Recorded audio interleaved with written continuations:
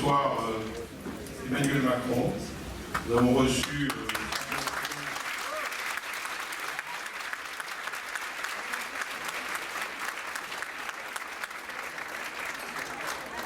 et vous voyez qu'il est entouré par deux journalistes de talent. D'abord Audrey Pulvar,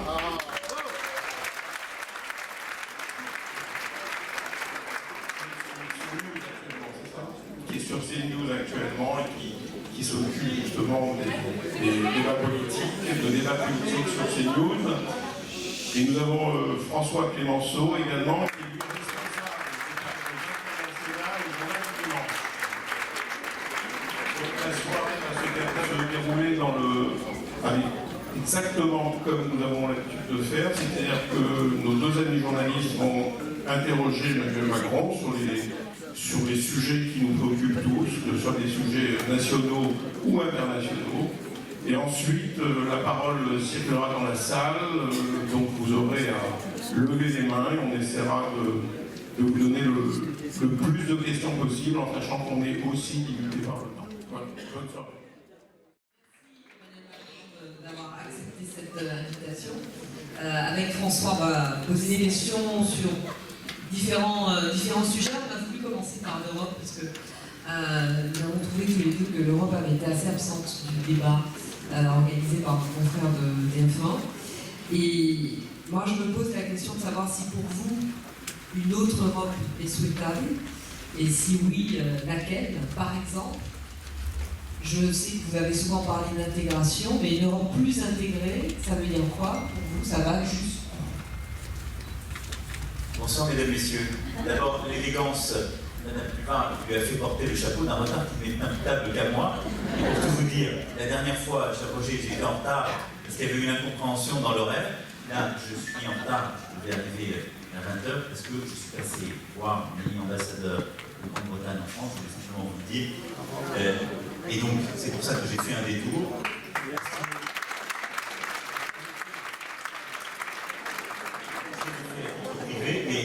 Mais je me suis exprimé publiquement sur ce qui s'est passé aujourd'hui, mais commencer en effet par parler de l'Europe, ça suppose de penser à ce qui vient de se passer aujourd'hui en Grande-Bretagne et à Londres, parce qu'aujourd'hui, la Grande-Bretagne est encore dans l'Union européenne, et de toute façon, elle restera, elle est durablement dans l'Europe. Et ensuite, parce qu'aujourd'hui même, il y a un an, c'est à Bruxelles que le terrorisme sévissait. Et donc, nous sommes aujourd'hui, en tant qu'Européens, plongés, de toute façon, dans cette destinée commune. Et donc, parler de l'Europe aujourd'hui, c'est parler avec cette ombre portée du terrorisme, qui est, de toute façon, notre situation et notre destin. Alors, dans ce contexte, moi, je veux en effet une Europe qui soit plus forte, plus intégrée, parce que je pense que le statu quo conduit à la dilution. C'est-à-dire que ça fait 10 ans que l'Europe n'avance plus. Nous n'avons plus de projet européen.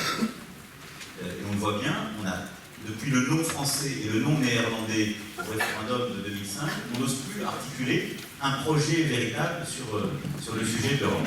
Et donc, quand ceux qui croient dans l'Europe ne proposent plus, eh bien, à ce moment-là, ce sont les forces centrifuges qui prennent le dessus. On a vécu la crise, on a vécu ensuite le débat sur le Brexit, puis le débat sur le Brexit qui a conduit au résultat qu'on connaît. Et donc ma conviction, c'est que le statu quo nous fait nous réveiller dans 10 ans avec une Union européenne qui se sera démantelée. Il n'y a aucun doute sur ce sujet. Et idem pour la zone euro, parce que la zone euro ne se tient plus, n'a plus les équilibres qui permettent justement de se soutenir. Est-ce qu'elle n'est pas déjà démantelée? Je ne pense pas qu'elle est qu'elle fracturée en tout cas. Elle est de toute façon différenciée. Quand il y a des débats très théoriques, est-ce qu'il faut une Europe à plusieurs vitesses? On a une Europe à plusieurs vitesses. On a l'Union européenne, 27 demain, qui va dépenser beaucoup d'énergie à gérer le Brexit. Beaucoup. Et je pense que l'un des pièges d'ailleurs, c'est de ne pas passer tout le temps les prochaines années à uniquement parler du Brexit. Il y a dedans l'Europe de Schengen qui est essentielle pour notre sécurité collective et qui est l'espace pertinent de cette sécurité collective et qui suppose d'avoir une vraie politique de protection aux frontières et d'avoir une vraie coopération à l'intérieur de cet espace. Et puis, il y a la coopération renforcée, qu'on appelle la zone euro, où là on partage la monnaie et encore plus de choses. Et sur chacun de ces espaces, on a un travail à faire, on a une relance européenne à conduire. et la France prendra une bonne partie de la clé. Mais en même temps, vous êtes d'accord, Emmanuel Macron, qu'il y a un mot qui reste totalement tabou aujourd'hui, c'est le mot de fédéralisme. Pourquoi ne pas appeler un chat et dire que le plus d'intégration, c'est aller vers une Europe fédérale, y compris si on n'est pas tous les 27 ensemble pour le faire. Parce que dans cette Europe différenciée que vous décrivez, il y en a certains qui vont moins vite que d'autres, mais ceux qui vont de l'avant veulent cette sorte de fédéralisation de l'économie, des banques, des impôts, de la justice, tout ce qui peut faire en sorte qu'il y ait quasiment ce qu'on appelle une fédéralisation, une agence fédérale. Pourquoi ce mot est à ce point aujourd'hui tabou? Alors vous voyez, j'ai le goût du risque, mais j'essaie de rester lucide. Je suis le seul candidat dans cette campagne qui défend l'idée européenne vraiment. Parce que, non, mais je le dis. S'il vous plaît. Je vais l'expliquer. La première chose, c'est pour garder candidat. Tout le monde a voté non au dernier traité de 2005, voire à celui de 2005 et à Maastricht. Ce qui, je crois, est le cas de François Fillon. Donc on peut dire qu'on est européen, mais quand on a voté non à l'euro, on n'est pas européen.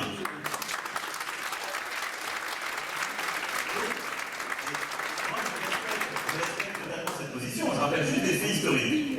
Ensuite, je suis seul candidat dans la trajectoire, je respecte les 3% dès la première année. Or, je cite souvent cette phrase du prince de Ligne, revenant de guerre demandant à son épouse n'avez-vous été fidèle, ceci lui répondant souvent. Il y a beaucoup de politiques français qui sont souvent européens, c'est-à-dire quand ça les arrange. Simplement, si on veut vraiment relancer l'Europe, il faut être cohérent et donc tenir les engagements qu'on a pris. C'est de 4, 5 à 3%. Oui, on sera à 3 cette année, mais ça veut dire pas faire toutes les mesures fiscales en début de période et accepter de réguler les choses en fonction des efforts. On en reparlera sans doute. Mais ce que je veux dire par là, c'est que moi je crois dans l'Europe, mais prononcer aujourd'hui le mot de fédéralisme dans le débat public français ou en général, c'est la meilleure façon de ne plus faire avancer les choses. Sauf que dans la déclaration de Rome, on attend pour le 60e anniversaire samedi, même le mot Europe différenciée semble poser problème dans la négociation, même le mot plusieurs vitesses, etc. pose problème, parce que les Polonais, par exemple. Et bien c'est pour ça que moi je ne suis pas pour mettre le mot de fédération qui est un tabou, mais pour dire une Europe beaucoup plus intégrée, je vais revenir sur ce que je porte, et il faut assumer une Europe différenciée. Pendant des années, on n'a pas fait avancer la zone euro en particulier, juste après crise, parce qu'on avait de fausses pudeurs à l'égard, d'une part, de la Pologne et d'autre part du Royaume-Uni. On s'est réveillé quelques années plus tard, c'est pas le sentiment qui nous est remercié, ces pudeurs. Un qui est en train de tourner dans un régime de plus en plus autoritaire, qui n'est pas conforme aux valeurs de l'Europe, et l'autre qui a voté le Brexit. Donc oui, l'Europe, c'est une dynamique du désir. Et donc, s'il n'y a pas quelques États membres qui poussent de l'avant, qui veulent aller plus loin, qui veulent aller vers plus de rapprochement, d'harmonisation, d'intégration, et d'autres, en effet, qui désirent, que ça ennuie quand ils commencent à faire quelques-uns, et qui du coup suivent, ça n'avance plus. Et donc, moi j'ai plaidé à chaque fois, y compris d'ailleurs avec des États non membres de la zone euro, l'idée qu'on devait aujourd'hui avancer, parce qu'il faut guérir la zone euro de ses propres déséquilibres, et après la porte est toujours ouverte. Et donc, par rapport à ça, qu'est-ce que je propose? Au niveau de l'Union européenne, de retrouver la logique du marché unique et d'avancer sur le sujet du numérique, de l'énergie et du climat. Si on veut vraiment avoir une politique qui protège les données individuelles, qui défend nos intérêts économiques, qui régule le numérique, il faut le faire au niveau de l'Union européenne, c'est le seul marché pertinent. Sinon, l'idée de réguler les géants de l'Internet, on ne peut pas le faire, ça n'existe pas. On se fait plaisir. Y compris d'ailleurs sur les sujets de lutte contre les informations terroristes, les fausses informations, le djihadisme, etc. Bernard Cazeneuve, quand il était ministre de l'Intérieur, je me rappelle quand il a fait cette démarche, je pense qu'il avait vraiment la bonne politique. Il a réussi à obtenir très peu de choses avec ce qu'on appelle les GAFA, parce qu'il disait c'est la France toute seule, très bien. On ne peut le faire au niveau européen. Pareil, si on veut un vrai marché du carbone, si on veut un vrai marché qui permette justement de faire la transition environnementale, le 30 € la tonne, si on le fait en français, on se fait plaisir, c'est au niveau européen qu'il faut le faire. Je souhaite aussi qu'on aille plus loin en termes de sécurité. Moi, je défends Schengen, c'est l'espace pertinent par rapport aux migrations, par rapport aux faits terroristes. Mais il faut avoir une vraie police aux frontières, une vraie capacité à protéger nos frontières Schengen et à agir, comme le permet d'ailleurs le traité, à l'intérieur de l'espace Schengen. Et ensuite, avoir une vraie politique de coopération, d'échange d'informations, de contrôle. Puis, au sein de la zone euro, ce que je propose, c'est d'avoir une vraie harmonisation fiscale et sociale avec un calendrier, une feuille de route à 5 ans. Il ne faut pas avoir peur de ces objectifs. l'Europe, elle n'a avancé que sur des calendriers à 15-20 ans. Je rappelle la stratégie de l'or. Mais harmonisation fiscale pour ce qui est de la fiscalité des entreprises, des patrimoines et des citoyens européens. La priorité, c'est d'avoir une vraie harmonisation. Ça avait commencé à monter entre la France et l'Allemagne, et ça a été ensuite arrêté, mais une vraie harmonisation de la fiscalité des entreprises. Et ensuite, il faut qu'on arrive à faire converger au sein de la zone euro. C'est le fiscal et le social sur le travail. Si on veut un vrai marché intégré du travail, il faut faire converger cela. Les Allemands ont bougé vers nous durant les 2 dernières années, en imposant dans beaucoup de secteurs où il n'existait pas un salaire minimum. Ça a été le fruit de la grande coalition. Et nous, c'est l'objet de la réforme que je porte, d'ailleurs avec d'autres candidats, François Fillon est sur ce point lié, la réforme du marché du travail qu'on doit conduire, doit nous ramener vers un modèle qui est plus allemand, c'est-à-dire plus déconcentré, plus négocié au niveau de l'entreprise et de la branche. Et ça fait partie de cette convergence. Mais on doit s'inscrire dans une stratégie coordonnée à quelques États membres au sein de la zone euro. Parce que si on veut avoir un vrai marché du travail, si on veut avoir des vrais équilibres, on doit rapprocher nos économies sur ce point. Et en même temps, pour accompagner ça, ce que je propose à court terme, c'est un budget de la zone euro, avec un vrai exécutif économique, avec une structure permanente, et pas un ministre comme c'était aujourd'hui, et un parlement de la zone euro. C'est-à-dire que je propose d'avoir une émanation du Parlement européen en formation de zone euro pour qu'il y ait un contrôle démocratique. Qui décide des budgets? Non, qui décide de l'allocation de ce budget zone euro. En 2 mots, pourquoi? Aujourd'hui, la zone euro, pour celles et ceux qui ont eu la patience de suivre un peu le débat il y a quelques jours, Madame Le Pen a montré un graphique qui est tout à fait, qui était assez erroné dans la façon dont elle l'a présenté, mais qui est une courbe qui n'est pas fausse, et qui illustrait simplement le fait qu'aujourd'hui, depuis la crise, c'est l'Allemagne qui bénéficie beaucoup de la zone euro. L'Allemagne a fait des réformes il y a 10 ans, il ne faut jamais l'oublier. Donc s'ils bénéficient aujourd'hui du fonctionnement de la zone euro, c'est parce qu'ils ont fait des réformes économiques et sociales dont ils tirent tout le profit aujourd'hui. Et ceux qui les ont faites ont été battus aux élections. Oui, ce qu'ils ont fait à la fin de la période. On peut toujours les annoncer et essayer de le faire le plus vite possible pour en tirer profit. Mais donc, il ne faut pas leur enlever ça, mais surtout, c'est le fait qu'aujourd'hui la zone euro, comme il n'y a aucun transfert, il n'y a aucune politique budgétaire, elle favorise les États ou les zones qui sont les plus productives.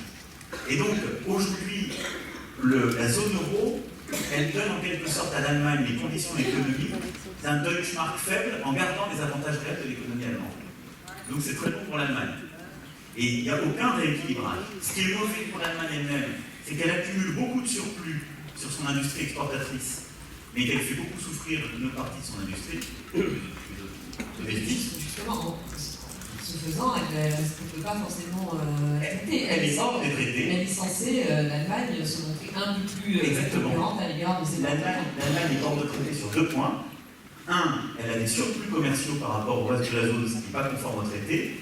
Et 2, elle fait trop de consolidation budgétaire, parce qu'aujourd'hui elle est en surplus budgétaire, avec un résultat relativement équilibré, alors que l'objectif de moyen terme est de moins 0,5. C'est un peu technique, mais trop peu d'investissement. Et donc, ce déséquilibre fait que tous les États, en particulier du Sud, eux, souffrent beaucoup du dysfonctionnement de la zone euro, parce qu'ils ont en quelque sorte, pour eux, pour leur économie, une monnaie trop forte. Ça ne peut marcher que si on a au sein de la zone euro, eh bien, un budget qui permet de corriger les chocs qui touchent tel ou tel pays ou telle région, et d'avoir une vraie fonction d'investissement. Et donc ça, c'est ce que je propose de créer, avec un mécanisme... J'en ai tout à fait parlé avec Angela Merkel. Quand j'étais ministre, j'ai signé une tribune avec Sigmar Gabriel, qui était à l'époque mon aumônier et le président du SPD. Donc c'est une idée qui fait son chemin.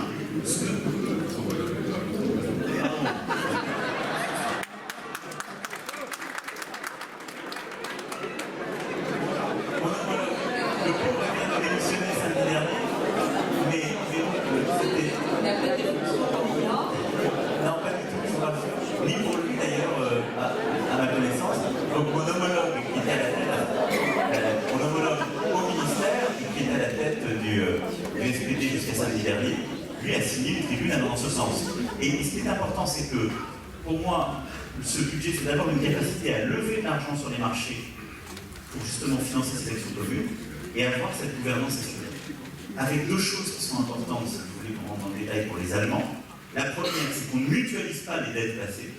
Parce que le vrai point de rupture avec l'Allemagne, c'est de dire on va mutualiser nos dettes. Là, ce n'est pas le cas. On dit on mutualise nos investissements à venir. C'est une logique très différente, parce qu'il n'y a pas d'aléa moral sur le passé. ceux qui sont moins bien comportés ne sont pas pénalisés. Et la deuxième chose qui est très importante, c'est qu'il y ait un vrai contrôle démocratique, c'est très important dans la tradition allemande, et qu'on puisse dire qu'on investira dans les pays ou les régions qui font des réformes. Parce qu'ils ne veulent pas qu'il puisse y avoir un investissement qui, en quelque sorte, accompagne une absence de réforme dans un pays. On a vu Emmanuel Macron que l'une des difficultés de Nicolas Sarkozy puis de François Hollande vis-à-vis de l'Allemagne, c'était précisément de manquer de moyens de pression, en tout cas de suffisamment de levier, d'effet de levier sur le plan politique, pour pouvoir avoir une sorte de point d'équilibre et à faire un certain nombre de réformes ensemble, et non pas chacun de son côté avec du retard chez les uns ou chez les autres. Qu'est-ce qui vous permet de croire que vous, dès le mois de mai, et en attendant le Conseil européen de la fin juin, vous allez pouvoir, avec Angela Merkel, avoir cette relation, alors qu'elle sera à 3 mois elle-même de sa propre tentative de réélection pour un 4e mandat. Qu'est-ce qui va changer? La confiance qu'on essaie de restaurer. Et qu'est-ce qui se passe depuis le début des années 2000 avec l'Allemagne? Je rappelle que si on se remet il y a un peu plus de 15 ans, l'Allemagne est l'enfant malade de l'Europe. C'est ce que tout le monde disait. Et en termes de compétitivité, c'est vrai. On a à ce moment-là un couple franco-allemand qui, en bonne foi, dit on va négocier une exception au traité de Maastricht et on fait les réformes. La France trahit l'Allemagne. 2003-2005. On dit, nous on ne fait pas les réformes. Et l'Allemagne fait l'agenda 2010 sur 3 années. C'est ça qui est aujourd'hui la clé de son succès. Et ensuite, le gouvernement, qui était à l'époque celui de Dominique de Villepin, essaie de réparer ça et construit une stratégie budgétaire à 5 ans avec le gouvernement allemand, qui était déjà un gouvernement de coalition. C'est Breton et Steinbrück qui font ça. Et ils disent on se met sur une stratégie budgétaire pour essayer de retrouver. Deuxième coup de Trafalgar, Nicolas Sarkozy élu va devant le Conseil européen, va au Conseil de l'Euro, au Conseil ECOFIN, avec les ministres, il accompagne Christine Lagarde, ce qui s'était pas fait, et met fin à cette stratégie. Ce qui était son choix, il l'avait dit dans la campagne. Mais pour les Allemands, ça a été une deuxième rupture. Parce qu'ils ont dit, la France s'était engagée à converger avec nous sur le plan budgétaire, et ils arrêtent. Rappelez-vous, on a à ce moment-là 2 années où la France se détourne de l'Allemagne et a une stratégie qui est beaucoup plus de jouer avec le Royaume-Uni, avec les États-Unis et l'Union pour la Méditerranée. Et on ne retourne avec l'Allemagne qu'au moment de la crise. Et depuis, de droite comme de gauche, la stratégie était plutôt d'essayer de se rapprocher avec l'Allemagne. Simplement, on revient dans une situation de faiblesse insigne. L'écart franco-allemand s'est à ce moment-là totalement inversé, et depuis 2008-2011, on se recolle, on essaie de faire un truc franco-allemand, et nous sommes, nous, beaucoup plus affectés. Et donc, la clé pour faire repartir tout ça, vis-à-vis de l'Allemagne, c'est d'avoir une stratégie de réforme très claire, et c'est de se dire qu'on doit commencer par là. Et c'est pour ça que notre agenda politique commun me semble un agenda favorable à une reprise. Parce que moi, dans ce que je propose, il y a une stratégie quinquennale sur le plan budgétaire, qui nous ramène sous les 3%, une stratégie sérieuse, mais qui n'est pas une stratégie austéritaire, je pense qu'il est tenable, avec des hypothèses de croissance conservatrice. 2, je mets dès le début, et on est plusieurs dans ce cadre-là, d'ailleurs on est au moins 2, les grandes réformes structurelles, la réforme du marché du travail, pour ce qui me concerne de la formation continue et de l'éducation, qui sont des réformes importantes à la fois pour notre société et notre économie, et qui sont un signal fort vis-à-vis d'elle. Et donc là, on peut à mes yeux restaurer la crédibilité française en disant, nous on fait les réformes en profondeur, on porte les choses tout de suite, et on le fait dès l'été 2017. Là où l'Allemagne sera à ce moment-là en campagne. Ce qui permet de préparer la feuille de route commune et d'avoir une Allemagne qui sort de ses élections générales à l'automne 2017 avec une France qui a déjà bougé. Ça, c'est le premier. Ça veut dire que vous n'envisagez aucunement la victoire de Schulz? Non, mais dans les 2 cas, vous savez, les socialistes français ont parfois pensé que parler aux socialistes allemands était plus simple. Ils avaient mésestimé le fait qu'ils étaient allemands. Vous n'avez pas échappé que vous n'êtes pas socialiste. Non, mais même ce soir, mais c'est même pas ça dont je vais vous parler. C'est que les socialistes allemands, ils sont allemands. Et donc, ils ne raisonnent pas forcément avec le gré de lecture. Vous voyez ce que dit Martin Schulz, moi j'ai beaucoup vu Zygmunt Gabriel, ce ne sont pas des gens qui proposent de mutualiser les dettes passées, ou qui proposent d'arrêter avec les stratégies européennes, il ne faut pas se tromper. Donc je pense que le schéma, il est assez proche entre Angela Merkel et Martin Schulz. Il n'y a pas d'énorme différence. Pardon de cet anglicisme, mais le hardliner du côté de la chancelière, c'est Wolfgang Schäuble. Mais elle n'a pas suivi sa ligne ces dernières années, et elle est sur une ligne beaucoup plus équilibrée européenne qu'on le dit en France. Donc la différence qu'il y a entre les deux candidats sur ce sujet ne me semble pas majeure. Et dans les deux cas, ce sont des dirigeants qui veulent construire avec la France une vraie stratégie européenne. Pardonnez-moi, mais juste pour bien comprendre votre propos, ce que vous dites, c'est reconstruire une relation de confiance avec l'Allemagne, et ce qui permettra de contraindre, d'inciter l'Allemagne à respecter sa part du traité. Alors ça, c'est le premier point, c'est qu'il ne faut pas se tromper. J'ai plusieurs fois utilisé cette métaphore. Toujours quelqu'un qui va commencer le pas dans le tango, c'est nous. C'est à notre tour, compte tenu de ce qui s'est passé. Compte tenu de ces 15 dernières années, si nous ne commençons pas le premier pas avec cette politique de responsabilité, on n'entraînera pas les Allemands dans un changement d'ensemble. Deuxième point, c'est que le contexte a changé en Allemagne. Un débat a grossi ces dernières années sur l'investissement public, vous l'avez évoqué, il y a eu un rapport très important qui est sorti, le rapport Fratscher, il y a eu un vrai débat qui... Dans relance européenne, c'est dans Juncker... Qui a mes yeux, il n'est pas un plan de relance budgétaire, qui est très technique et qui est un plan de financement long. Mais en Allemagne, il y a eu ce débat, et l'Allemagne, beaucoup plus qu'il y a 5 ans, dépend de l'économie française. Pourquoi? Parce que si vous regardez l'économie allemande en 2012-2013, c'est une économie qui s'est complètement tournée hors de la zone euro. C'est-à-dire c'est une économie qui s'est retournée vers la Chine et la Russie. Et elle fait plus de 50% de son commerce hors zone euro, ce qui n'était jamais arrivé avant. Le ralentissement relatif chinois, la crise russe, ont fait que l'Allemagne est redevenue dépendante de la zone euro et en particulier de la France. Et donc, économiquement, l'Allemagne dépend plus de la zone euro. Elle a ce débat sur l'investissement. Et troisième point géopolitique, l'Allemagne vivait dans des équilibres subtils par rapport à nous. Et elle avait deux alliés d'équilibre, le Royaume-Uni et la Pologne. La Pologne est en train de partir sur une dérive du régime, et le Royaume-Uni est le Brexit. Donc aujourd'hui, l'Allemagne n'a quasiment jamais, durant les dernières décennies, été autant tournée vers la France comme vraiment l'allié de référence. Elle a une économie qui est beaucoup plus accrochée à la nôtre qu'il y a quelques années. Si nous prenons nos responsabilités, moi je suis convaincu que nous avons la possibilité d'une très forte relance temporaire. L'une des raisons aussi pour lesquelles finalement mieux marché en Allemagne sur le plan économique, sur le plan des réformes, c'est aussi parce que, comme vous l'avez dit, il y a cette coalition, avec un contrat de coalition, c'est-à-dire qu'on n'est pas en état de crise permanente pour savoir est-ce qu'on s'en va, est-ce qu'on reste. Si les choses sont déterminées à l'avance, la CDU et le SPN ont un contrat de coalition avec des objectifs très bien définis. Cette semaine, dans le monde, Hubert Védrine essaye de tracer les lignes de ce que pourrait être une coalition à la française. Et il explique que ce serait extrêmement dangereux d'avoir une coalition droite-gauche à l'allemand, parce que ça rabaisserait le niveau des ambitions et qu'il vaut mieux avoir des accords majoritaires en fonction des thèmes et tout au long de la législature. Puisqu'on va accéder aux questions de politique intérieure, qu'est-ce que vous pensez de ça, compte tenu du fait que vos adversaires vous disent qu'il est très bien, mais il n'aura pas de majorité, ou s'il a une majorité, elle sera extrêmement fragile.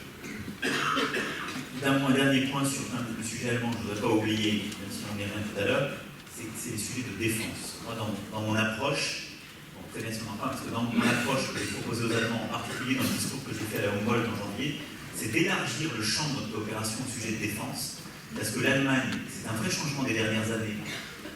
Elle a vu que son destin était lié à celui du monde. Elle a vécu la crise des migrants venant du Proche et Moyen-Orient et elle se réintéresse à l'Afrique. Ils sont très présents au Mali avec nous. La chancelière a décidé de réinvestir dans la défense. L'Allemagne investit aujourd'hui plus dans sa défense que nous. Elle est à 2% d'un PIB qui est supérieur au nôtre. Elle va vers le 2% du PIB et son PIB est supérieur au nôtre.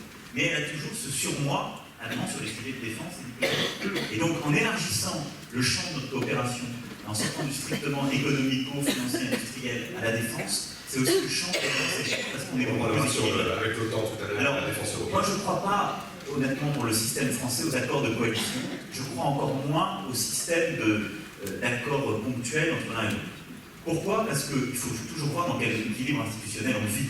La France est un régime présidentiel. Et moi, c'est mon hypothèse de départ. C'est que les refondations politiques, elles se font dans les temps présidentiels. Toutes celles et ceux qui veulent faire des refondations politiques dans le moment législatif en France se trompent. Parce qu'en ce moment-là, on dépend toujours de celui ou celle qui a l'effet d'entraînement de la présidentielle. Ce que décrit Hubert Védrine, qui j'ai énormément de respect et d'amitié, est adapté à un système de type parlementaire. Je pense assez bien.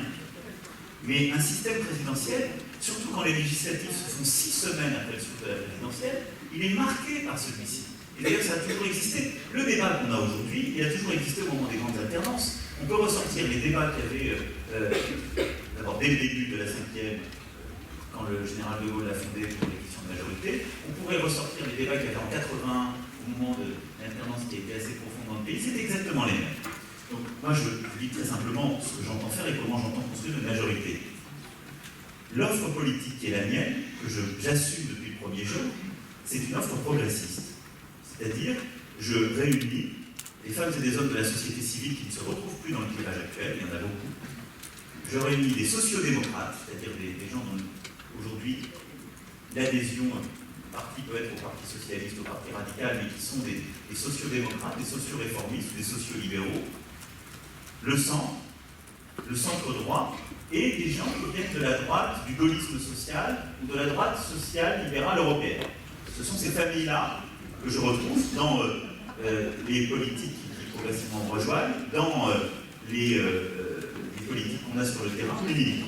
Et ils votent souvent ensemble au Parlement européen, mais rarement.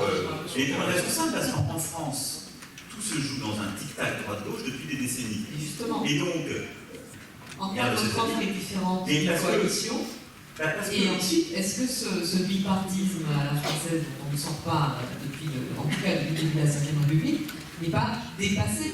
Est-ce que le fonctionnement présidentiel de notre régime n'est pas dépassé? Alors, il y a deux façons de faire. Vous pouvez dire, je vais changer le tracé du Tour de France. Le mieux, quand vous faites la compétition, c'est déjà de gagner le Tour de France avec le tracé. Oui, mais Moi, je suis engagé dans cette campagne présidentielle avec ces règles qui sont celles de la 5e, donc je veux les gagner avec les règles de la 5e. Je ne vais pas proposer de les changer avant. Mais après, donc, au moment de gouverner. Moi, je pense que la priorité, c'est déjà que le pays marche mieux. Et le pays, il a déjà bien marché avec ces institutions-là. Donc, vous pouvez aller expliquer aux Français, j'ai une meilleure idée pour réformer la gouvernance, faites-le déjà marcher comme ça. Moi, je suis convaincu. Par contre, je pense que le système droite-gauche est épuisé. Moi, je l'ai vécu comme ministre. Je portais des réformes. Il y a la moitié des gens de gauche qui me disaient vos réformes sont de droite, et les gens de droite disaient vos réformes sont pas mal, mais vous êtes de gauche. Pas de chance. C'est stupide. Mais les gens le voient que c'est stupide, vous savez. Donc, la question sur le fait que ce système est peut-être un peu obsolète. Et bien, la question, c'est de savoir si ce sont les institutions ou le système politique dans lequel nous sommes organisés. Moi, je pense que c'est le système politique. Donc, c'est ce qu'on est en train de faire. Et donc, c'est assez simple. Soit les Françaises et les Français ont une préférence pour le système classique bipartisan et le Front National qui se nourrit des insatisfactions de ce système, et dans ces cas-là, je perdrai cette présidentielle. Soit l'hypothèse de départ est juste, les Français sont là de ce système et de cette espèce de tic-tac, croient dans une refondation et disent en effet la vraie alternative c'est progressiste versus conservateur avec des extrêmes, et dans ces cas-là on gagne. Si je gagne la présidentielle, j'investirai 577 députés sur cette majorité présidentielle, avec 5 règles claires que j'ai dit depuis le début. La première, le renouvellement. La moitié des candidats seront nouveaux. Vous savez, il y a des élections où ils étaient tous totalement nouveaux. Mais surtout, il y a un point qui est important, c'est que tous les partis auront ça à vivre parce que entre en application le cumul. Cumul plus parité, il y a une centaine de parlementaires chez les Républicains comme chez les Socialistes, de toute façon, qui pourront pas y aller. Donc moi, je dis, dès le début, la moitié des candidats sont nouveaux. Des gens qui ont une expérience, qui ne valent pas moins que les autres. Ils peuvent avoir une expérience de maire, de président d'association, de chef d'entreprise, de prof d'université, etc. Deuxième critère, la parité.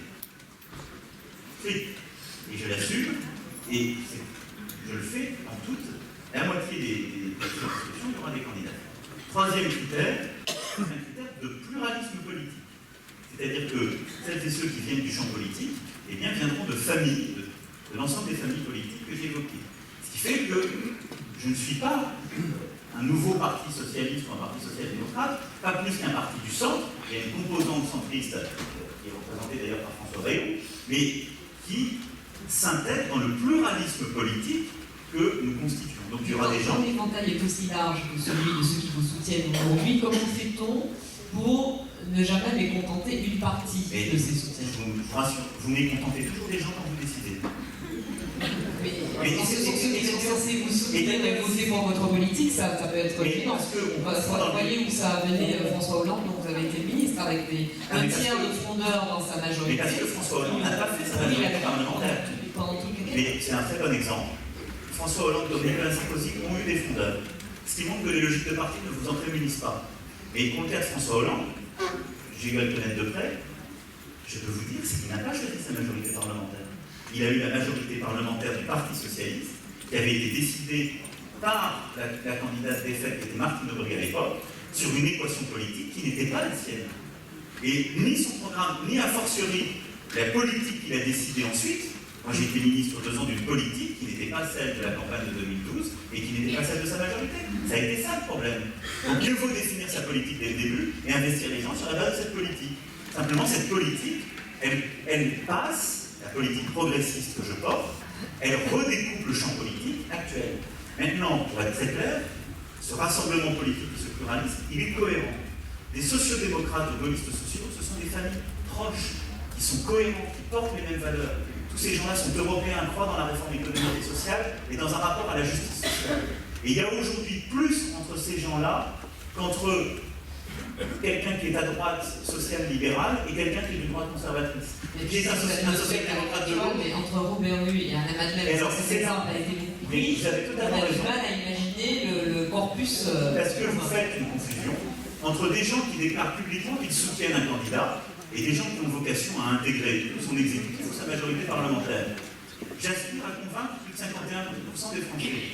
Il y aura des gens qui viennent de l'extrême gauche, il y a des gens qui viendront de la droite, il y a des gens qui viendront de partout. Je m'en félicite. Et je fais d'ailleurs, parce que j'ai entendu quelques commentaires suite à notre débat, je me fais une fierté de savoir reconnaître dans les arguments de mes opposants politiques des points de convergence. Parce que quand on prétend présider le pays, on préside à la destinée de tous les Français. Donc il faut arrêter cette espèce d'obsession du clivage et d'hystérisation des clivages dans notre pays. Néanmoins, ni Robert Rue, ni Anna Madeleine n'ont vocation à être dans un gouvernement. Ni Robert Rue, ni Anna Madeleine ne vont présider, comme vous l'avez compris, des groupes parlementaires qui seront derrière cette majorité. Pour être des députés, non? Mais aucun des deux n'est candidat à la députation, ils l'ont même dit. Ce sont des hommes politiques qui j'ai beaucoup de respect et qui ont leur histoire et qui ont marqué un soutien à une démarche. Et encore une fois, j'aspire à en avoir une large majorité dans le pays. Après, qui s'engage derrière moi et qui est dans la ligne, ces familles politiques et ces femmes et ces hommes nouvelles qui constituent le progressisme. Donc il ne faut juste pas tout confondre. Il y a un élément de cohérence. François Bayrou se trouve dans quelle famille? Il porte aujourd'hui cette famille du centre, avec le modèle, et quand il a décidé de ne pas aller à l'élection présidentielle et de porter cette alliance, il a porté ça. Et après, il a été lui-même obligé constamment de se positionner dans ce tic-tac droite-gauche depuis des décennies. Enfin, il s'est positionné en 2007 en n'appelant pas à voter Nicolas Sarkozy, et en 2012 en disant qu'il allait voter François Hollande. Il avait dans des gouvernements de droite. Voilà, non mais est-ce que cette famille politique a toujours été aujourd'hui prise dans les logiques majoritaires de la 5e? Donc vous n'êtes pas d'accord avec François Mitterrand qui disait que le centre n'est ni de gauche ni de droite? Ah, je pense que la vie politique française a changé, oui. Et je pense d'ailleurs que je ne proposerai pas, honnêtement, de faire à nouveau un programme avec le Parti communiste français. Voilà.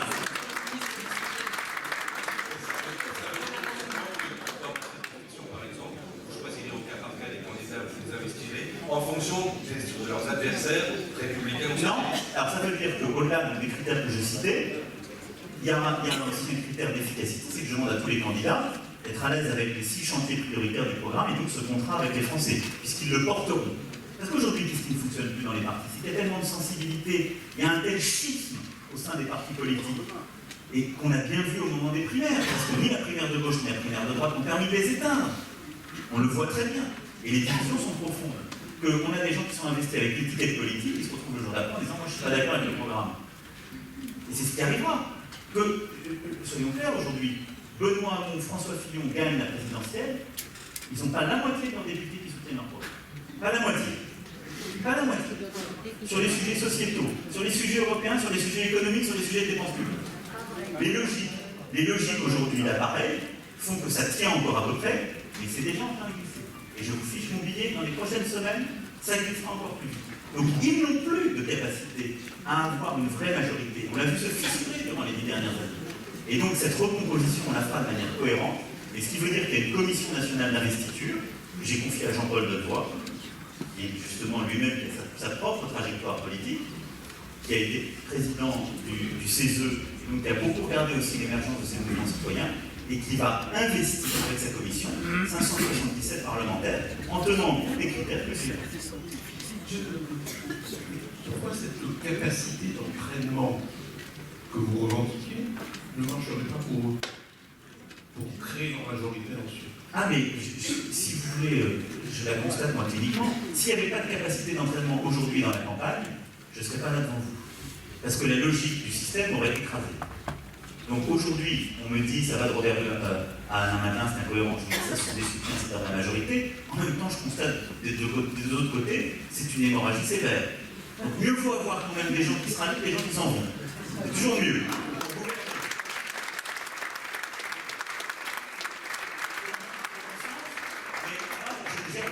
La semaine, des gens qui refusent de faire campagne ou qui s'en vont. Ensuite, de la même façon, je vais être très clair, quel que soit le candidat qui gagne la présidentielle, il aura un effet d'entraînement. Si je perds la présidentielle, je perdrai derrière les législatives, il faut être très clair, parce que le système est ainsi fait et que c'est 6 semaines plus tard. Donc je ne nie absolument pas, pour le coup, sur les législatives, la capacité de celui ou celle qui gagnera à l'avoir. Et je demande simplement à ce qu'on ne m'enlève pas à moi. On avance un petit peu parce qu'il nous reste beaucoup de questions à voir ensemble, et notamment les questions internationales. Un mot, peut-être deux, sur l'économie et sur l'emploi.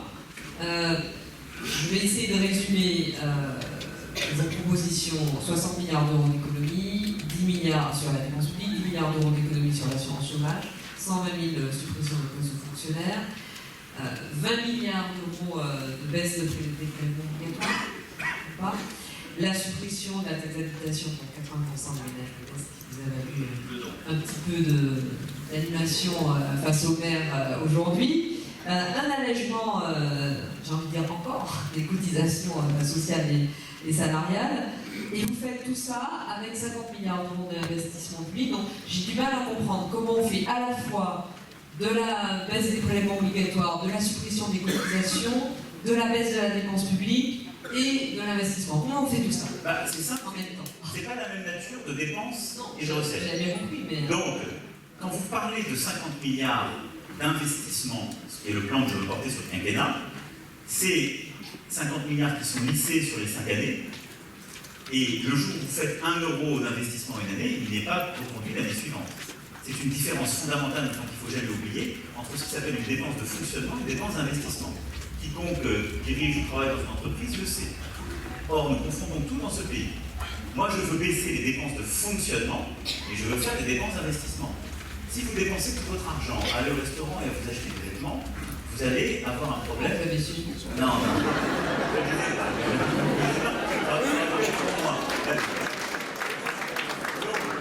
vous faites ça, c'est des dépenses courantes.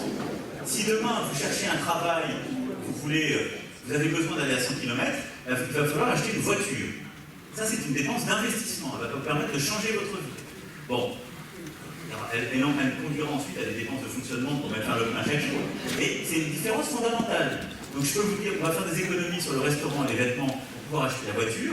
C'est intelligent parce que je vais changer votre vie. Il ne faut pas confondre les deux. Donc moi je dis, on fait 60 milliards de baisse de dépenses, donc durable celle-là, en fonctionnement. Et vous baissez les dépenses et les prélèvements obligatoires en même temps. Alors, je baisse, comme je respecte toujours les 3%, c'est d'ailleurs pour ça, c'est un choix que je fais, je ne baisse pas tous les prélèvements la première année. Je le fais de manière régulière durant le quinquennat, je fais voter une trajectoire dès le début. Parce que je ne veux jamais dépasser les 3% de déficit. Donc je baisse les dépenses publiques et je répartis entre de la réduction du déficit et de la baisse de prélèvements et d'investissement. Je baisse les prélèvements de manière équilibrée entre les entreprises et les ménages. Je diminue les cotisations sociales patronales de 6 points jusqu'à 2,5 SMIC. C'est quelque chose qui ne me coûte pas en budgétaire parce que je transforme le crédit d'impôt compétitivité emploi en baisse de charges durable. Pourquoi? Parce que c'est plus stable, c'est plus visible pour les entreprises, ça intègre les marges, ça ne se compte pas dans le résultat, c'est pas technique. Ça a un coût une année, c'est l'année où vous faites les deux. Et il y a une année où vous payez le CICE et vous faites les charges dessus. Je le fais en 2018. Ce n'est pas un élément, comme vous m'invitez à l'aide, je suis un peu technique, mais c'est important d'être précis, c'est comptable, mais ça n'est pas budgétaire. C'est-à-dire qu'il y a une année où j'ai, et c'était très bon macroéconomiquement, je vais injecter 20 milliards d'euros dans l'économie, parce que je vais faire les CICE et les charges. Mais l'année d'après, c'est effacé, il n'y a plus que les 6 points de charge en moins. Et je creuse cet allègement de charge. Le point qui est très important, c'est que c'est visible, c'est qu'il n'y a plus de décalage, ça touche toutes les catégories d'entreprises, y compris celles qui n'étaient pas au CICE, et donc en partie tous les indépendants, les entrepreneurs qui ne sont pas à l'IS. Et à côté de ça, je creuse cet allègement de charge générale de 4 points au niveau du SMIC. Donc là, je suis à 10 points de charge en moins, ce qui était un des points de convergence que j'avais avec Alain Juppé dans son programme, qui proposait la même chose pour dessiner les convergences. Et donc ça, c'est un élément d'allègement de cotisation.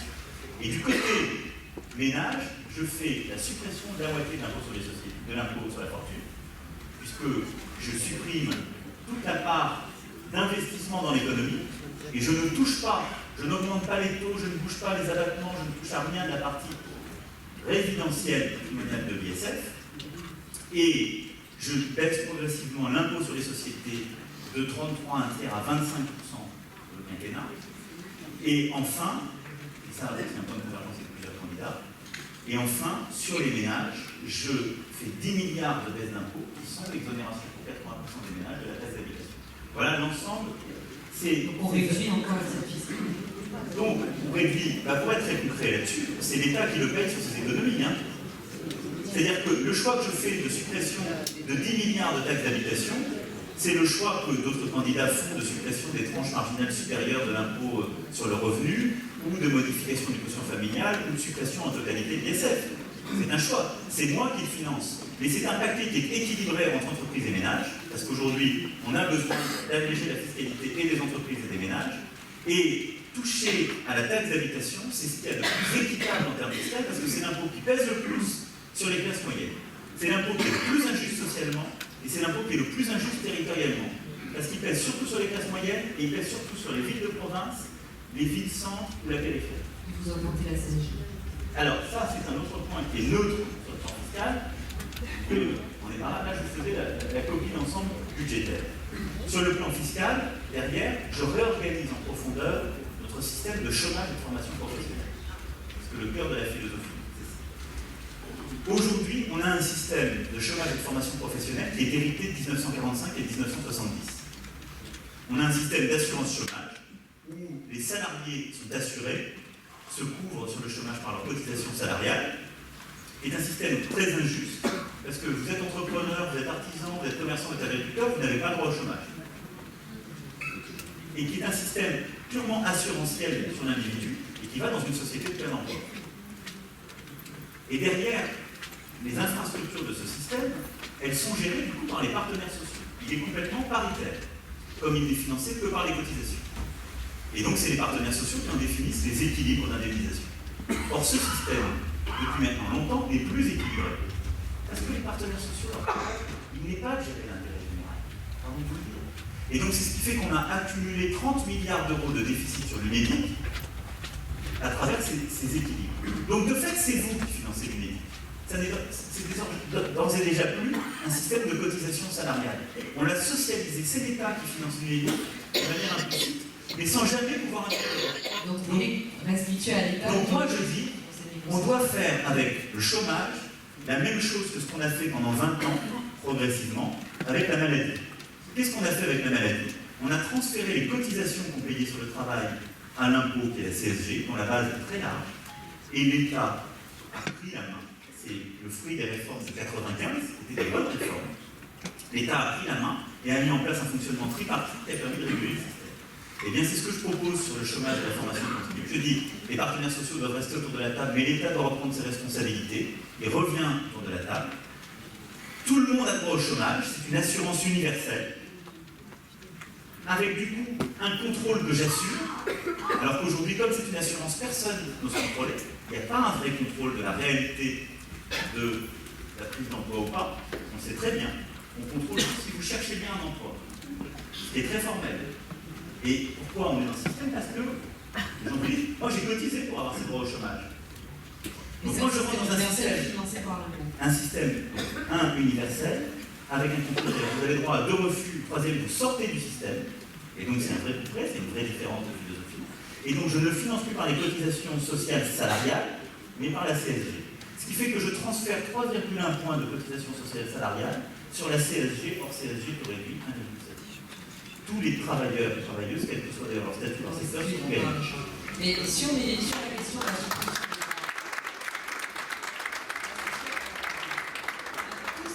des mois de cotisation salariale, ça c'est clair. Il n'y a pas de finance magique, hein. Mais je sais bien, ça, sur la suppression des droits. Soit vous faites des économies, soit il faut passer par un autre impôt.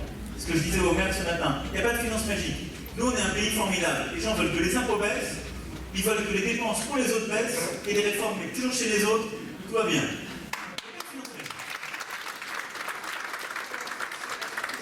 Les droits des chômeurs, après deux refus, vous dites deux refus d'emploi décent. Est-ce que c'est un emploi Alors, décent? ça, il appartiendra à la négociation de définir. Je peux vous en donner l'idée que je m'en fais. Et ça me permet de dire un mot du sujet de la formation. Parce qu'aujourd'hui, quand on débat du chômage en France, d'abord, si on reste dans le même système, ce que font tous les autres candidats, on n'a pas la main. C'est les partenaires sociaux qui l'ont. Donc, même quand on dit que je vais changer ce paramètre ou cela, il faut d'abord que les partenaires sociaux échouent à négocier pour qu'on prenne la main. Il faut toujours s'en rappeler. Deuxième point, comment on arrive à activer les choses? On a quelqu'un qui tombe au chômage. Il a son bilan de compétences qui est fait dans le mois. Moi, je propose que, comme on commence à le faire d'ailleurs, on sous-traite ce travail à des cabinets spécialisés ou à des fonctions d'expertise. Déjà, pour ceux qu'on fait. Ça marche pas toujours. On ne le fait pas systématiquement. Mais donc, vous avez un bilan de compétences. Là, c'est simple. Dans votre bassin d'emploi, vous avez des offres d'emploi qui correspondent à vos compétences et dont la rémunération équivaut à votre dernier emploi jusqu'à moins X% par rapport à celui-ci. Je me dis jusqu'à moins 25%, c'est décent. Parce qu'après, vous pouvez repartir. Là, vous pouvez en refuser 2 et pas 3. Oui, mais là, vous partez du principe qu'il y aurait à mettre en face de chacun des 6,5 millions de chômeurs demandeurs d'emploi une offre d'emploi. D'abord, il y en a beaucoup quand même, parce qu'on continue à se 200 000, 250 000, 300 000. Vous connaissez les chiffres. Face à 6,5 millions. Non, attendez, c'est pas si simple. Il y a des offres d'emploi qui existent aujourd'hui, on ne pourvoit pas parce qu'il n'y a pas d'incitation à les prendre. Il faut être très lucide. Et là-dessus, il y a un prêt avec un vrai contrôle. Ensuite, je ne dis pas que ça règle tous les problèmes, mais je peux vous dire que ça en réglera déjà beaucoup. En tout cas, vous ne serez plus dans des situations où les gens vous disent, moi je ne prends pas cet emploi. Mais j'ai coché la case en disant, je suis allé faire la démarche, on m'a refusé. Juste une parenthèse à propos. Est-ce que vous envisagez de réformer un peu, beaucoup d'éléments, ou pas du tout, Pôle emploi? Puisque vous venez de dire en gros qu'il était possible aujourd'hui à de plus en plus de chômeurs de trouver un emploi tout simplement en allant sur Internet, en tapant Bon Coin, et de trouver exactement ce qu'ils veulent au moment où ils le veulent dans la région. Alors, c'est pas si vrai.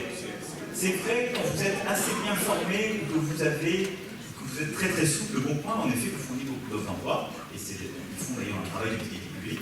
Pôle emploi, c'est. Pas tout seul, hein. Il y a beaucoup de. Pôle emploi, c'est beaucoup réformé d'ailleurs sur ce volet-là. Si vous allez sur la page Job Store de Pôle emploi, c'est assez bien fichu, ça s'améliore chaque jour. Par contre, on a besoin en effet d'avoir un Pôle emploi, et c'est une vraie transformation qui change. C'est-à-dire que, et ça c'est pas uniquement avec la réforme que je propose, le numérique est en train de transformer cette fonction. Parce que le travail classique que faisait une agence de Pôle emploi, qui est de rapprocher un demandeur d'une offre existante, avec le numérique et le big data, vous pouvez faire déjà beaucoup de rapprochements automatiques. Par contre, on a besoin que Pôle emploi fasse de plus en plus de conseils individualisés, de coaching et d'orientation vers des formations pertinentes. Et là, il faut bien le dire, il faut aussi mieux former les conseillers et les formateurs, parce que c'est pas juste le même métier. Donc ça, c'est une vraie transformation, en effet, d'un opérateur. Et derrière, moi, ce que je propose, outre les éléments de contrôle, parce que je ne suis pas naïf, on ne réglera pas de problème comme ça. Le cœur du problème, il est dans la formation des chômeurs.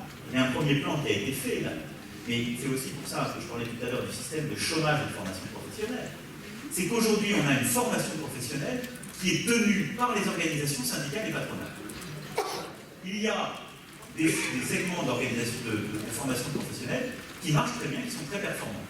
La métallurgie, l'IML, ils ont des très bonnes formations, ça marche très bien.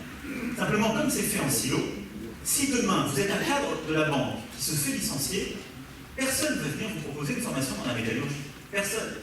Si vous êtes chaudronnier niveau 1, on va vous proposer une formation de niveau chaudronnier niveau 2. Or, le problème de notre économie, c'est qu'elle va faire face à des disruptions majeures. Et donc, on va avoir des changements, pardon, ça va être pardonnant, mais ça va être super chouette dans les années à venir. Et donc, on va avoir des secteurs d'activité qui vont être déstabilisés, et donc où des emplois vont être détruits, et d'autres secteurs d'activité où des emplois vont être créés. On ne doit pas refaire l'erreur que nous avons commise dans les années 80-90, lors de la première vague de la mondialisation. À cette époque-là, on a eu des secteurs qui ont été balayés, la sidérurgie, le textile, les mines. Dans ces secteurs-là, on avait un système qui a bien, beaucoup mieux dans d'autres pays, qui a mis des filets sociaux, qui a permis de compenser, mais on a très peu formé, pour les raisons que j'évoque. Parce que notre système de formation professionnelle ne permet pas justement cette transformation de carrière. Moi, ce que je veux faire, et qui est un point de réponse au chômage, c'est dans mon plan d'investissement, un plan d'investissement sur les 2 millions de chômeurs de longue durée français qui ont besoin d'une requalification. Et si vous ne faites pas ça, vous n'accompagnez pas les transformations. Et je vais prendre un exemple très concret. Aujourd'hui, vous prenez le secteur de la banque. Pour toutes celles et ceux qui sont dans ce qu'on appelle le front office, chargé de clientèle face à des clients dans la banque. Dans les 10 prochaines années, on sait qu'au moins la moitié des emplois vont être détruits. Parce que les usages vont changer, les gens vont de plus en plus utiliser leur smartphone, par numérique, etc. Je suis d'accord totalement sur le changement, je n'avais pas attendu d'ailleurs pour le porter. Mais je suis totalement en désaccord sur la résolution. Lui, il va en tirer de conclusion taxer les robots et le revenu universel. Là où je suis en désaccord, c'est qu'il ne faut surtout pas taxer les robots dans la phase de transformation parce que c'est ce qui vous aide au changement. Les Allemands, ils ont 4 fois plus de robots que nous. Ils ont 2 fois moins de chômage. C'est pas une bonne idée de commencer à taxer les robots avant de les déployer. Ça n'a jamais marché. Et la deuxième. Pas tout à fait la même organisation. Non, mais même taxer les robots, c'est taxer. Les femmes allemandes Mais taxer les robots, je vous le dis. Et taxer les robots, c'est taxer le capital productif. Le capital productif n'est pas l'ennemi de l'emploi. Il en est sa condition. Et le revenu universel, c'est la défaite du travail. Moi, je veux que les gens retrouvent une place dans ce système. Et donc, si je cite mon exemple, quelqu'un qui est chargé de clientèle en banque, s'il perd son emploi dans un des plans sociaux, il ne manquera pas de venir dans les 10 prochaines années. Aujourd'hui, le système ne lui propose pas de formation. Ou une formation dans le même secteur. Eh bien, il faut qu'il puisse être formé pour aller vers un autre secteur d'activité en train de se développer. Ça peut être d'ailleurs la chaudronnerie que j'évoquais, parce que ça se développe beaucoup avec les industries aéronautiques. Il y a un besoin de ces filières. Ça peut être vers le renouvelable, ça peut être dans des emplois de service d'autres secteurs qui se développent. Et ça, vous ne pouvez le faire qu'avec une vraie stratégie de formation continue, et donc un investissement de l'État et un décloisonnement des filières. Je voudrais vraiment qu'on garde un bon quart d'heure avec François sur les questions internationales, et notamment parce qu'on en a un petit peu parlé tout à l'heure, je sais qu'il y a une question qui va vous être posée dans le public sur nos relations avec l'Iran. Juste, deux questions très rapides sur la question de la régulation financière. Je sais que vous avez répété tout à l'heure, vous aimez prendre des risques, vous aimez la rémunération du risque, c'est logique. Mais quand vous proposez de mettre fin aux régulations, au fait que, aux obligations qui sont faites aux banques, de règles de prudence, notamment par les accords de Bâle 2, Bâle 3, sur la garantie de leur niveau de fonds propres, sur la santé de leurs fonds propres, et que vous voulez retirer aux autorités prudentielles la main sur cela pour que les ministres de l'économie et des finances européens récupèrent cette autorité et décident d'eux-mêmes, est-ce qu'on n'est pas en train de rouvrir la boîte de Pandore? Non, pas du tout. Je vais vous dire, j'assume totalement, je ne le dirai pas comme vous l'avez dit, parce que je ne propose pas de leur retirer, mais je propose qu'il y ait un vrai pilotage politique de ces ratios. Pourquoi? Parce que la conséquence, la ruse de l'histoire, c'est que la crise de 2008-2010 a eu une victime, le financement de l'économie européenne, qui n'était à peu près pour rien. Quelle a été l'origine de la crise? Le fonctionnement des marchés financiers et de certains opérateurs opportunistes sur ces marchés. La titrisation, le subprime voilà. et son effet... Quelle a été la réponse prudentielle? On a augmenté la régulation sur les banques et les assurances. Les banques et les assurances, c'est ce qui permet de financer l'économie quand ce n'est pas le marché qui la finance. Donc on a été, conformément à la théorie du lampadaire, regarder des acteurs qu'on connaît bien. Nous, en Europe, et en particulier en France, on adore. C'est parce que les banques et les assurances aux États-Unis avaient été en grande partie à l'origine de la crise. Alors, on n'est pas dans le même système. Mais pas les mêmes banques, des banques opérateurs de marché. Des banques opérateurs de marché. Et on a régulé essentiellement les activités de financement de l'économie. C'est ça ce qui s'est passé. Donc le cœur de la déstabilisation, c'est les activités de trading haute fréquence, c'est les dérivés, c'est justement le hors bilan. On a un peu amélioré la régulation, mais pas assez. Et là, cette régulation, elle se pique aussi au G20, à ce qu'on appelle le FSB. La réponse des autorités prudentielles, ça a été BAL 3 et demain BAL 4 et solvabilité 2. Quelles sont les conséquences? La contraction des bilans bancaires, la résultante de ces régulations, et il y a une partie qui est tout à fait nécessaire dans ces régulations, donc je ne propose pas du tout de les remettre en cause. Parce que l'assainissement, c'est pas mal quand même. Mais Puisqu'on parlait de je vais restaurants, aller au bout de voitures, tout je vais ça. aller au bout de mon raisonnement. Je ne propose pas de remettre en cause ça, mais je vais vous donner une comparaison. Moi, j'ai été ministre de l'Industrie et de l'Économie. J'ai eu à gérer le nucléaire. Il y a une autorité indépendante qui gère la sûreté du nucléaire, l'autorité de sûreté du nucléaire. On a fait avec les banques et les assurances exactement la même chose que si on disait demain, eh ben, tout le nucléaire, c'est l'autorité de sûreté nucléaire qui le gère. Vous savez quoi? Dans 15 jours, il n'y a plus une centrale ouverte. Ah voilà. Parce que quand il n'y a qu'un objectif qui est un objectif de sûreté, et qu'il n'y a pas quelqu'un qui tient un objectif d'intérêt général qui est l'objectif de financement de l'économie, de fonctionnement de l'économie, et bien assez logiquement, l'autorité qui ne regarde que la sûreté, elle dit le moindre risque, c'est que ça ne tourne pas. Et donc les autorités prudentielles sur la banque et l'assurance, qu'est-ce qu'elles ont fait? Elles ont accumulé des ratios sur des acteurs identifiés, les banques et les assurances. Elles n'ont pas mis les mêmes contraintes sur les acteurs de marché qui ont continué à se développer. Donc vous avez, durant ces dernières années, ce qu'on appelle un shadow banking, qui s'est formidablement porté, qui marche très très bien, il n'y a aucun problème.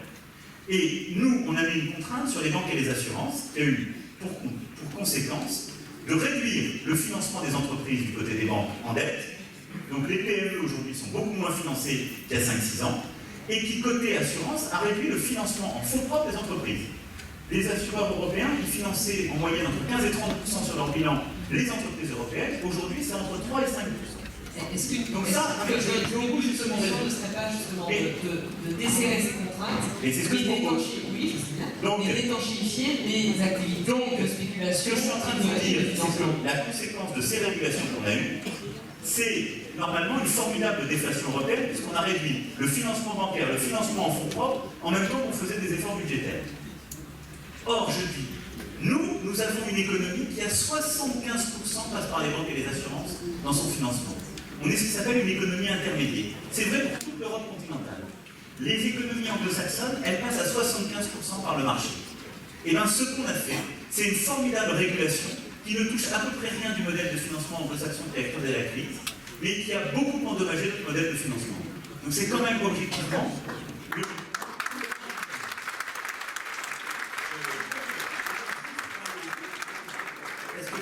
Moi, je ne propose pas de desserrer ces contraintes, comme vous l'avez dit. Je dis juste, il y a un objectif prudentiel, mais il y a en même temps un objectif de financement de l'économie. Parce que moi, je veux qu'il y ait des entreprises qui tournent, je veux qu'il y ait des ménages qui puissent consommer, et je veux que mon économie fonctionne. Et donc, je dis juste, sur les ratios de financement, c'est-à-dire de levier bancaire et de financement de l'économie assurantielle, je veux que chaque année, les ministres de l'économie et des finances de l'Europe, ils discutent du bon niveau. Parce que c'est un pilotage macroéconomique. Aujourd'hui, ils discutent chaque semaine de tel niveau de dette, de machin, etc. Il n'y a qu'un levier de financement de l'économie. On n'a jamais un vrai débat macroéconomique. Donc vous voyez, c'est juste de dire, arrêtons de pressurer ceux qui financent notre économie, gardons le prudentiel, et en ayant un vrai raisonnement économique. Pour faire la transition avec l'international, juste, ça va paraître bizarre quand même de voir que même si on y arrive entre Européens, à tout ce que vous venez d'évoquer, pour qu'on puisse continuer à protéger suffisamment de consommateurs pour faire court sans que les entreprises soient pénalisées. Vous voyez aujourd'hui ce qu'est en train de faire Donald Trump, c'est-à-dire de commencer à détricoter tout ce qui avait été fait par son prédécesseur sur le plan de la protection des consommateurs par rapport à ce que tous ces prêts toxiques, cette super inflation de prêts alors que les gens n'avaient pas les moyens de les rembourser, etc., que l'agence de protection des consommateurs sur le plan des emprunts va être démantelée, et de voir que tout ça risque de passer comme une lettre à la poste avec un congrès républicain qui n'attendait que ça depuis des années. Est-ce que vous ne vous dites pas, il va y avoir maintenant, pour nous Européens, une concurrence extrêmement déloyale si Donald Trump va dans ce sens de façon résolue? Oui, d'abord, il n'y a pas de confusion, ce que je propose n'a rien à voir avec ce qu'il propose. Hein. Oui. Non mais, donc je vais précisément pour ça, sinon, mais ce que je veux dire, 27, voilà, donc moi je dis, il faut qu'on se protège à 27 et qu'on protège les épargnants, et il faut en même temps qu'on n'oublie pas que les banques comme les assureurs ont une fonction de financement de l'économie. Sinon là, c'est la mort du petit cheval. Par contre, lui, ce qu'il propose, c'est une dérégulation. Dans le cadre du G20, on doit avoir cette discussion. Et derrière, ça a des conséquences très concrètes. c'est que si les États-Unis vont à ce niveau de dérégulation, on ne donnera plus des autorisations économiques et des autorisations de fonctionnement et d'intervention sur le marché européen, et en particulier le marché zone euro, à des établissements bancaires dont l'établissement de tête est américain. C'est assez simple. Puisque nous, on continuera à appliquer les règles de Bâle et les règles de solidarité. Vous voyez le comportement aujourd'hui au G20 des Américains sur l'environnement, sur un certain nombre de grands dossiers. Ils sont en train de dire, écoutez, tout ce qui a été fait avant, on fait comme si ça n'avait pas existé. À partir de maintenant, on change les règles. Il y a quand même un vrai problème. Comment vous allez faire quand vous allez rencontrer Donald Trump au mois de mai, si vous êtes élu? Qu'est-ce que vous lui dites pour que ce genre de comportement totalement unilatéral n'affecte pas précisément l'économie européenne? Il y a deux choses. Sur l'environnement et sur le reste. Il y a deux choses, vous savez. D'abord, il y a les sujets domestiques américains et après, il y a l'international. Moi, je ne pense pas que Donald Trump pourra tenir durablement la position qui est la sienne, ni sur le climat, ni sur les sujets de régulation financière. Parce qu'il est Protectionnisme. ni sur le protectionnisme, pourquoi? D'abord, parce qu'il y a un système de check and balance aux États-Unis qui est profondément efficace. Barack Obama s'y est lui-même heurté, et je pense que Donald Trump va avoir un. Or, le système américain est quand même extraordinairement régulé. C'est un système du président de la République, il ne faut pas l'oublier, à moins qu'il voit qu'en France. Il y en a moins. Il est beaucoup plus contrôlé par son Congrès. Premier point. Deuxième point, il y a une opinion publique américaine qui n'est pas du tout sur ce volet-là, en particulier sur le sujet climatique, qu'il s'agisse de l'opinion publique ou de business américain. Et donc, je pense que nous ne le laisserons pas avancer, dans cette position. Et puis, troisième point, il y a des communautés internationales. Si, faisons l'hypothèse, tout cela va avancer, il y a des éléments. C'est une rupture en effet unilatérale de ce qui nous unit au sein du G20. S'il ne suit plus les accords climatiques, qui en sort, je ferai tout d'abord pour que ces accords se tiennent sans les États-Unis.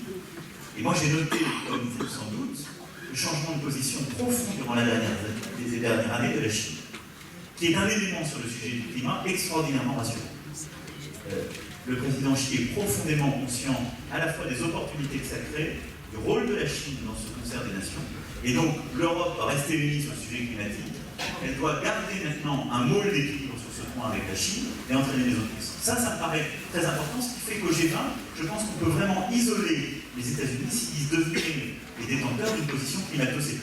Ensuite, sur les sujets financiers, là-dessus, nous sommes un espace pertinent. C'est pour ça que je suis pro-européen. Si nous étions la France tout seul, gros problème. Mais l'Union européenne, et en particulier la zone euro, nous avons l'espace de crédibilité, la capacité à réguler, pour dire, si vous allez dans ce sens-là, vos produits, vos structures, vos filiales bancaires, elles n'opèrent pas sur mon territoire ou dans mon espace avec ce type de règles. Et nous le ferons. Un mot, Emmanuel Macron, sur la Russie. On a vu pendant la primaire de la droite que c'était un sujet qui divisait profondément les candidats, François Fillon et Alain Juppé. Ça s'est exprimé notamment lors du troisième débat de façon assez virulente. À gauche, en tout cas dans la primaire de la gauche et dans le débat du premier tour, on a bien senti que, pour le coup, Benoît Hamon était un peu plus vocal, disons, sur la Russie, lorsqu'il s'est adressé notamment à Jean-Luc Mélenchon sur le soutien à Poutine et donc à Bachar el-Assad. Et vous avez entendu, si, mais sans véritablement savoir quelles sont les conséquences de votre politique avec la Russie. Et je reprends, c'est pour ça que je me suis replongé dans le livre, votre livre au programme, où vous dites à la fois, il nous faut refonder la relation avec la Russie, nous ne saurions suivre aveuglément une ligne de connivence avec un régime fiscal, donc là vous reprenez un peu l'argumentaire d'Alain Juppé, et ensuite vous dites, non, il faut retrouver un dialogue intensif, on doit travailler avec les Russes pour stabiliser la relation avec l'Ukraine et permettre que soient levées progressivement les sanctions de part et d'autre. Cette position d'équilibre, je vois même où elle mène. Je veux dire que c'est d'ailleurs la position classique française sur ce sujet. C'est-à-dire que c'est une politique, le mot connivence a bien son sens. Je ne suis pas favorable à une politique d'absence de relations diplomatiques avec la Russie. Et donc de dire le processus de Minsk, j'aimerais plutôt que certains défendent comme position, qui nous a conduit d'ailleurs, qui conduirait certains à être totalement exclus du processus de règlement de la situation en Syrie. Donc moi je dis, je ne fais pas partie de celles et ceux qui disent qu'il ne faut pas du tout échanger avec la Russie, c'est un régime autoritaire absolument infréquentable avec lequel je ne peux avoir aucune relation. Je pense que ça n'est pas réaliste. Deuxième point, vous avez une catégorie de candidats, il y en a 3 autour de la table, qui eux sont ouvertement favorables à la Russie et qui proposent ouvertement de cesser le processus de Minsk. Et donc, d'aller dans une position qui est allante au-delà même des positions concertées au niveau européen. Là, je dis, j'ai un problème. J'ai un problème, c'est ce que j'appelle la connivence. Ça veut dire qu'à ce moment-là, on accepte des positions sur le plan du droit international que nous avons nous-mêmes condamnées, et on accepte, pour pouvoir parler à la Russie, de revenir sur des choix stratégiques qu'on a partagés au niveau européen, et donc on concède à une vraie infraction à l'égard des droits de l'homme. La ligne que je défends, mais j'ai la même avec l'ensemble des régimes, entre guillemets, autoritaires. Oui, enfin, sauf que tous les régimes autoritaires n'ont pas piraté votre campagne. Oui, mais c'est indépendamment de ça, et c'était avant ça. Donc, on peut revenir sur le sujet, mais Oui, celle des démocrates aux États-Unis. c'est exact, mais la ligne que je tiens est indépendante de ce sujet-là. D'ailleurs, tant que ça n'a pas été juridiquement prouvé, moi je suis très prudent. J'ai souligné le problème quand je l'ai pu le percevoir, mais après, je ne veux pas faire de procès d'intention. Et moi, ma ligne avec la Russie, elle est simple, elle est de dire il y a un processus, le processus de Minsk. Je souhaite la désescalade, parce que je pense que l'escalade des sanctions n'est pas une bonne chose, et que l'Europe en est plus victime que les États-Unis, quand on regarde les choses concrètement. Donc, en termes réels politiques, je souhaite la désescalade. Je veux regarder de part et d'autre, côté ukrainien, côté russe, les responsabilités, pour pouvoir l'organiser. Je ne souhaite pas qu'on la rompe de manière unilatérale. La deuxième chose, je dis, j'ai besoin de discuter avec la Russie, régler tout un tas de sujets internationaux, et en particulier le sujet syrien. Donc c'est un pragmatisme, une ligne d'indépendance, c'est une ligne de crête, mais qui n'est ni le refus total de discuter, ni ce que j'appelle en effet la connivence, qui est la fin d'un processus qui a été organisé, pensé et concerté avec nos partenaires européens. Sur le sujet syrien, je l'ai dit, moi j'ai une priorité, c'est l'éradication de Daesh et de tous les autres groupes terroristes. Premier point. Là-dessus, petite remarque, ne nous trompons pas. Les Russes n'ont que très marginalement parlé Daesh. Là, il ne faut pas se raconter l'histoire. Ceux qui nous expliquent qu'il faut parler avec la Russie parce que c'est les grands ennemis qui nous aident à parler Daesh, ça, personne ne l'a prouvé. Toutes les remontées du terrain disent le contraire. Donc, je dis, je veux l'éradication de Daesh. Donc, la différence avec une ligne qui a été suivie par la France, c'est de dire, c'est ma priorité, et je ne fais pas de la destitution de Bachar un préalable. Parce que pour moi, le préalable, c'est l'éradication de Daesh. Donc, aujourd'hui, nous devons acter ce point. Deuxième élément, Bachar el-Assad est un dictateur qui a commis des crimes et devra en répondre devant la justice internationale. Là-dessus, il n'y a pas à avoir de compromis ou de concession. Mais si on regarde maintenant dans quelle situation nous sommes, il n'y aura pas d'éradication de Daesh et des autres groupements terroristes islamistes s'il n'y a pas un règlement politique sur place. Et ne jamais oublier que dans la région, notre principal ennemi, ce sont les États faillis. Notre principal ennemi. Les erreurs diplomatiques qui ont été faites pendant les dernières années ont toujours été faites sur cette base-là. On a voulu faire de la politique à la place des États et on a fait émerger de l'anomie et justement laisser monter des mouvements. Donc on doit participer au règlement politique inclusif de la crise en Syrie. Moi je ne me résous pas à ce que ce soit essentiellement la Russie et l'Iran qui le gèrent. Donc je veux qu'il y ait une initiative internationale avec la présence de l'ONU, parce qu'on a besoin de multilatéralisme dans ce monde et en particulier dans cette situation, avec la présence des États du voisinage qui sont concernés par la crise, sur le plan de leur sécurité comme de la gestion des réfugiés, et l'Europe, parce que l'Europe, elle a eu à connaître de cette crise, le terrorisme et les réfugiés. Donc, dans ce contexte-là, je souhaite qu'on puisse reprendre la main et participer justement à cette sortie politique, ce qui suppose d'accepter autour de la table des représentants de Bachar el-Assad pour pouvoir avoir une solution politique inclusive sur le terrain. Une question sur Israël-Palestine. Sous le mandat de François Hollande, Laurent Fabius puis Jean-Marc Ayrault ont essayé de créer une grande conférence internationale pour apporter un soutien aux Palestiniens, mais en garantissant évidemment la sécurité d'Israël. Ça n'a pas marché. Les uns comme les autres finalement ne sont pas venus. Le dialogue n'a pas été au bout. Et Laurent Fabius avait dit, si ça ne marche pas, à ce moment-là, la France prendra ses responsabilités en reconnaissant l'État palestinien. Jean-Marc Ayrault a pris une position un tout petit peu plus en deçà de ça. Quelle est la vôtre? La mienne, c'est de poursuivre là le fil de la diplomatie française, qui est... Non.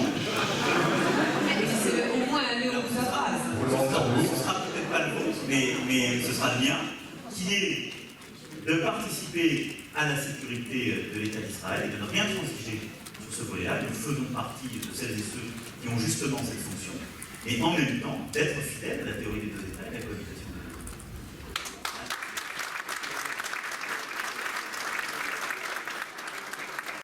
À préserver une vraie capacité à créer, à maintenir un cinéma, à maintenir justement une vraie création en matière culturelle. Et ça a été le fruit de plusieurs décennies, avec une vraie création culturelle décentralisée, avec des scènes extrêmement actives. Ça, je souhaite le maintenir, et c'est le sens du programme que j'ai porté.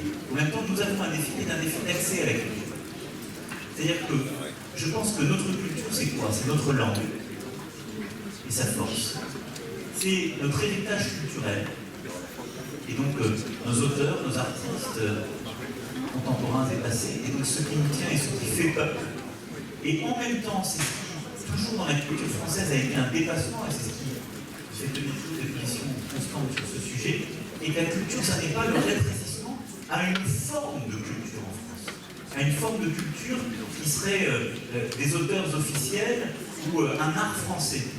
La culture française, elle a toujours cherché à s'émanciper justement des canons.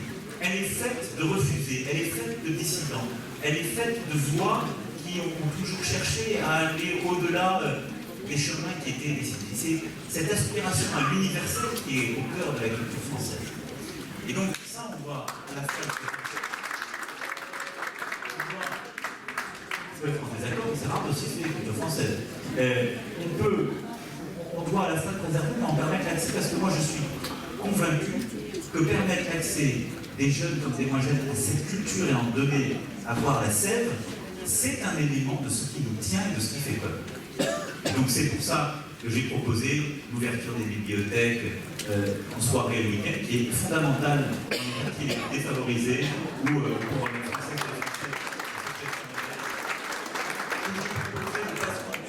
à 18 ans, accéder à la culture quand on vient d'une famille modeste, et la préservation justement d'une culture sur le terrain extrêmement vivace. À l'international, on a cette même fonction. La France, elle est attendue pour sa culture. Et là, je dirais, tout le monde était lundi soir, le jour de la francophonie. La langue française a un rayonnement extraordinaire. Et donc, si on veut porter justement la voix de la France, porter notre action diplomatique en la matière, le développement de la langue française, à travers justement tout le travail que fait le réseau de l'Alliance, le travail des écoles est fondamental. Fondamental. Et on s'est désengagé sur des séries budgétairement sur ce sujet. Or, nous sommes attendus sur ce sujet. Et partout où il y a de l'obscurantisme qui monte, partout où il y a justement une volonté de casser nos valeurs, la culture est un ferment formidable. J'étais il y a quelques mois en Tunisie. Et j'ai rencontré justement des milieux politiques, des milieux économiques, etc. Tous autour de la table, leur relation avec la France était une relation linguistique, culturelle. Et c'était ce fil qui les tenait à nous, alors qu'ils ont traversé une période extraordinairement difficile, donc ils sont sortis avec un esprit de responsabilité très fort. C'était la culture, et c'est donc notre action culturelle et linguistique. Et donc celle-ci, je veux la renforcer également, parce que je pense que c'est un instrument diplomatique, c'est un instrument de rayonnement et de stabilité.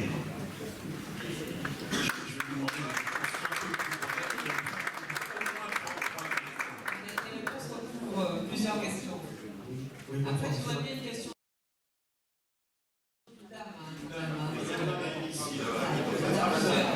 Bonsoir, monsieur Macron. Question sur la francophonie. Sur la francophonie en Israël, ça m'est intéressé par le sujet, en Israël, il y a un nombre important de francophones, et pourquoi Israël n'est toujours pas entré dans la francophonie. Pourrait-on envisager, avez-vous envisagé une action pour un peu casser le consensus?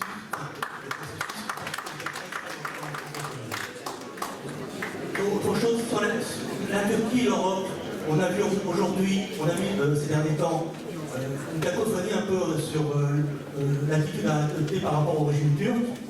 Il ne faudrait pas, comme vous l'avez bien intégrer un peu plus ce qui se passe en Europe, même au niveau diplomatique. Mais aussi, quelle attitude aujourd'hui par rapport à ce pays qui est un verrou dans la Méditerranée, qui est important, qui est aux marges de l'Europe, et qui va de plus en plus dans un régime autoritaire. Merci.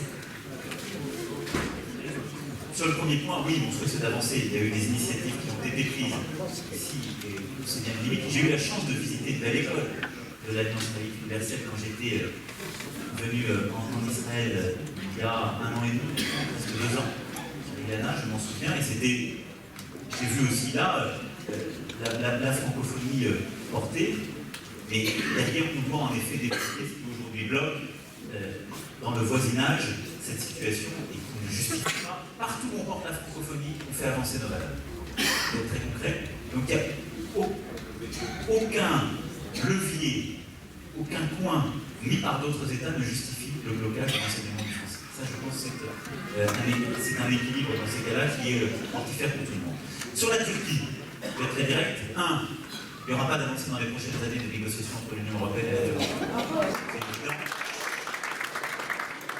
2, il est indispensable de continuer à avoir une action forte à l'égard des démocrates qui travaillent en Turquie. Il ne faut pas les abandonner. Et donc ça, c'est un travail qui est diplomatique, un travail d'aide publique au développement. C'est un vrai travail européen pour aider les démocrates en Turquie qui sont des gens, il faut bien le dire, qui il y a 10-15 ans ont cru qu'ils allaient intégrer l'Union européenne. Il faut se figurer ça. Vous avez des vrais démocrates en Turquie qui partagent nos valeurs, dont l'histoire est liée à l'Europe. L'Europe naît sur les côtés. Et qui partagent totalement nos valeurs, à qui on a fait croire qu'on aurait un vrai dialogue et qu'on a laissé tomber. Parfois avec une fascination un peu étrange pour Erdogan. Donc aujourd'hui, on va être intraitable avec le régime, pas d'avancée, mais on doit aider les démocrates en Turquie, c'est fondamental. Et on doit avoir un dialogue, c'est un peu ce que je disais tout à l'heure, on doit considérer la Turquie dans les sujets régionaux pour pouvoir faire aboutir. Il est évident que sur le sujet syrien ou le sujet irakien, on ne peut pas ne pas parler à la Turquie, parce qu'on sait très bien que le sujet kurde envenime toute la région. Donc on doit avoir une discussion. Par contre, je pense que ce qui est fondamental, c'est d'avoir une discussion coordonnée au niveau européen. On a fait 2 erreurs avec la Turquie, au moins, ces dernières années.